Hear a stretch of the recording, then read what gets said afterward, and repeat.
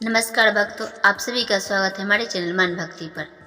आज हम लोग देखेंगे पौराणिक कथाओं में से एक कथा, गणेश जी की अनोखी कहानी। इसके प्रसंग को देखते हैं। भारत के सबसे बड़े और सबसे धार्मिक जगह वाराणसी में एक सेठ और सेठानी रहते थे। सेठ देखा कपड़े का बहुत बड़ा कारोबार था। उसकी एक कपड़े की दुकान थी। उसी दुकान से उसका पूरा घर तथा रोजी रोजगार चलता था। दुकान बहुत ज़्यादा बढ़ा था। उसमें करीब करीब 10 से भी ज़्यादा काम करने वाले लोग काम करते थे। सेठ सेठानी भगवान श्री गणेश जी की बहुत बड़ा भक्त था।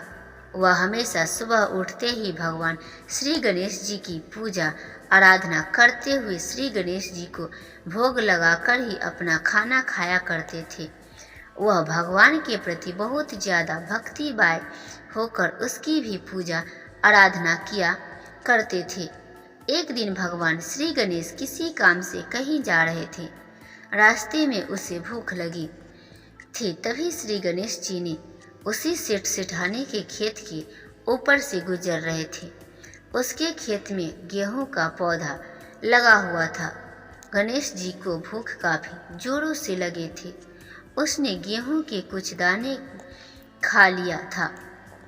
गेहूं के कुछ दाने खाने के बाद भगवान श्री गणेश को यह एहसास हुआ कि उसने बिना पूछे किसी की मर्जी से किसी के खेत से दाने तोड़कर खा लिए हैं। ऐसे में जब श्री गणेश जी को यहाँ बिल्कुल भी अच्छा नहीं लगा हुआ। सोच रहे थे कि इसका कर्ज चुकाने के लिए मुझे जो भी करना पड़े मैं कर लूँगा। उसके बाद भगवान श्री गणेश जी एक छोटे से बालक के रूप में प्रकट हो जाते हैं और सेठ सेठानी की जो दुकान थी कपड़े की, उसी दुकान में चले जाते हैं। सेठ सेठानी की दुकान में काफ़ी ज़्यादा दिक्कत का सामना हो रहा था। किसी कठिनाई में सेठ सेठानी घिरा हुआ था। श्री गणेश जी को वहाँ पहुँचते ही उसकी दुकान की सारी परेशानियाँ दूर हो जाती है। उसके बाद श्री गणेश जी बालक के रूप में प्रकट होकर वहाँ जाकर कहते हैं कि मुझे काम सही है, क्या मुझे काम मिलेगा? सेठ की सारा दुख दर्द खत्म होने के बाद भी वह बिल्कुल फ्री है मिजाज में थे। उन्होंने भगवान श्री गणेश जो प्रकट हुए थे दूसरी बालक के रूप में से काम पर रख लिया। उसने अपने काम पर रख लिया। वैसे ही उसके दुकान में काफ़ी ज़्यादा तरक्की होने लगी थी। कुछ दिन काम करते करते भगवान श्री गणेश उसके काफ़ी अच्छे एम्प्लॉय हो गए। लेट हो गए थे मतलब कि वह अच्छे काम करते थे। अब पूरी समझदारी से काम किया करते थे। अब भगवान श्री गणेश जी को सेठ सेठानी गणेशा नाम से बुलाया करते थे।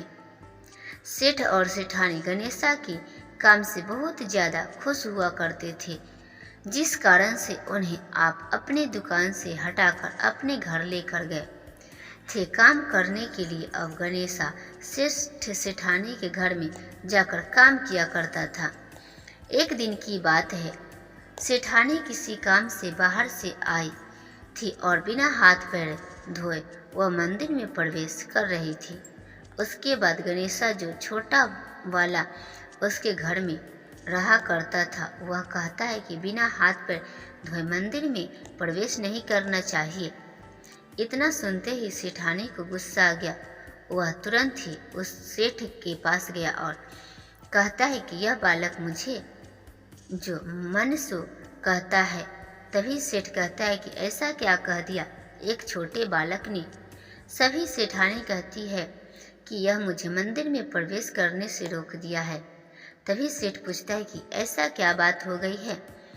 उसके बाद सेठानी कहता है कि मैं बाहर से आए बिना हाथ पैर धोए मंदिर में जा रही थी, इसी कारण से उन्होंने मंदिर में जाने से मना किया है।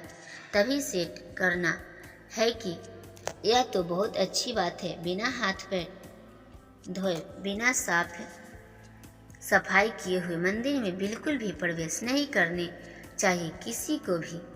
उसके बाद फिर एक दिन सेठानी को घर में पूजा यज्ञ हवन करवाने की जरूरत पड़ी थी।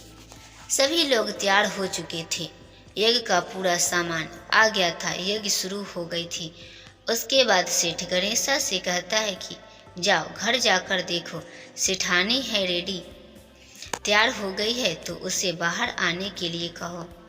जैसे ही श्री गणेशा अंदर जाता है तो देखता है कि सेठानी नहीं तो काले कलर का वस्त्र हरण किया हुआ था। तभी गणेशा कहता है कि सेठानी जी, आप भी अभी यज्ञ हवन करने के लिए जा रहे हैं, ऐसे में आपको काले करार का वस्त्र बिल्कुल भी नहीं पहनना चाहिए। इस कारण से आपके घर में बहुत ज़्यादा समस्या हो सकती है और यह तुम्हें बिल्कुल भी सुधिया नहीं हो पाएगी। उसके बाद सेठानी तुरंत सेठ के पास जाता है और कहता है कि इस गणेशा मुझे इस पर कहा से कहता है। तब ईश्वर कहता है कि यह तो अच्छी बात है, काले कलर का वस्त्र पहनकर कभी भी पूजा नहीं करनी चाहिए। जब तुम अपना बदल कर फिर से आओ। साल बीत गया था, बस गणेश चतुर्थी आने ही वाला था और गणेश चतुर्थी आप कुछ दिन में आ ही गया था। उसके बाद शेरो सेठानी कहीं बाहर गए हुए थे, जिस कारण से उससे गणेश जी की मूर्ति खरीदने में देर हो गई थी। फिर उसके बाद जब शेर को हो सेठानी मार्केट जाते हैं गणेश जी की मूर्ति खरीदी के लिए, मूर्ति कहीं भी नहीं मिलती है। ऐसे में अब गणेश चतुर्थी की पूजा भी करनी थी, लेकिन मूर्ति न होने के कारण सेठ और सेठानी तथा पंडित जी कभी उदास लग रहे थे।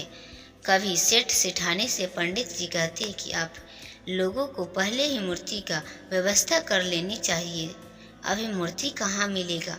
गणेशा भी वहाँ मौजूद था, एक किनारे में बैठा हुआ था। गणेशा तुरंत खड़ा हुआ और कहता है कि ऐसा करो, मूर्ति की जगह मैं खड़ा हो जाता हूँ, आप उससे ही पूजा आराधना कर भोग लगाकर अपना गणेश चतुर्थी मना सकते हैं।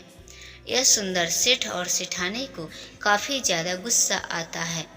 सेठ कहता है कि पहले तुम सेठानी को परेशान किया करता था और मुझे भी परेशान करने लगा है।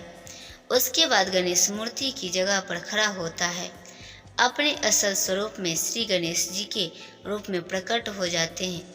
सेठ और सेठानी दोनों मिलकर पूजा अर्चना करते हैं और फिर भक्ति में हो जाते हैं। आपको बता देगी, सेठ और सेठानी श्री गणेश जी पर गुस्सा हो गए थे, इस कारण से वह अपने आप को बहुत ज़्यादा दुखी महसूस कर रहे थे। गणेश जी ने तो तुरंत ही अपना असल रूप पर आकर पूजा होने के बाद हुआ वहाँ से गायब हो गया था।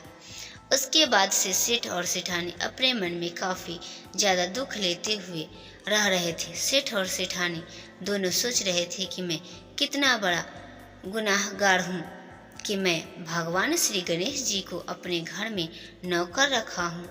इसके बाद बहुत दिन, मतलब कि एक सप्ताह कुछ खाने पीने नहीं लगा था, जिससे दोनों की सेहत खराब हो चुकी थी। एक दिन से एक ने सपने में आता है और कहता है कि आपकी कोई गलती नहीं है, मैंने आपके खेत से गेहूं के कुछ दाने खाए थे, जैसे कीमत चुकाने के लिए मुझे अपना काम करना पड़ा था। भगवान श्री कृष्ण को आशीर्वाद दिया कि आपको कभी भी किसी प्रकार की दिक्कत नहीं होगी, आपका बिजनेस अच्छा चलेगा। उसे भगवान से ज़्यादा करने लगे थे।